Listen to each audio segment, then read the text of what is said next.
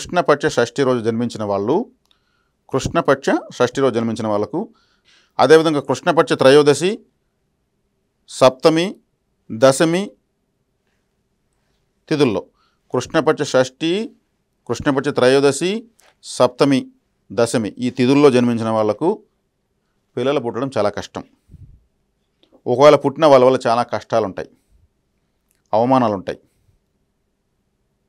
అన్ని విషయాలకు ఎక్కువ ప్లాన్లు వేస్తూ ఉంటారు, ఏ ప్లాను ఫలించదు. పై 4 తిథుల్లో జన్మించిన వాళ్ళకి ఇది ఖచ్చితంగా జరుగుతుంది. పిల్లలు పుట్టడం కష్టం అంటే ఆలస్యంగా సంతానం కలుగుతున్న వాళ్ళు ఈ తిథుల్లో పుట్టుంటారని అర్థం.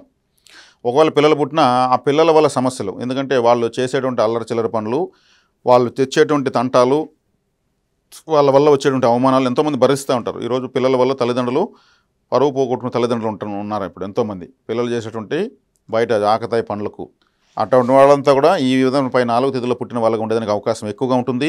వాళ్ళ వల్ల కష్టాలు, నష్టాలు, అవమానాలు కలుగుతూ ఉంటాయి. దీనికి మానసిక స్థితి సరైన పిల్లలకు, అనాథ పిల్లలకు సహాయం చేయాలి. అదేవిధంగా శుక్లపక్ష షష్ఠి రోజు తమిళనాడులో వైదీశ్వరన్ కోయిల్ అని ఒక ఆలయం ఉంది. అది పాండిచ్చేరి దాటి వస్తుంది. అక్కడ ఈశ్వరుడు డాక్టర్గా ఉన్నాడు, వైద్యనాథుడుగా ఉన్నాడు. అంటే ఈశ్వరుడే, సాక్షాత్ పరమేశ్వరుడే ఒక వైద్యుడిగా ఉన్నటువంటి ఆలయం. ఇది చాలా ప్రాచీన ఆలయము, చాలా శక్తివంతమైన ఆలయము. కాబట్టి మానసిక స్థితి సరైనటువంటి పిల్లలకు, అనాథ పిల్లలకు సహాయం చేయడంతో పాటు మీరు తరచూ శుక్లపక్ష షష్ఠి రోజు వైదీశ్వరన్ కోయిల్లో వెళ్ళి స్వామివారిని ఆరాధించుకొని రావడం చాలా మంచిది. మీ పిల్లలకు బాగుంటుంది. ఖచ్చితంగా పిల్లలు తొందరగా పుడతారు, మంచి పిల్లలు పుడతారు. యోగవంతమైన జాతకులు ఉన్న ఇందులో పుట్టడం జరుగుతుంది. తర్వాత కృష్ణపక్ష షష్ఠిలో పుట్టిన వాళ్ళు వైదీశ్వరన్ కోయిలు వెళ్ళి రావాలి.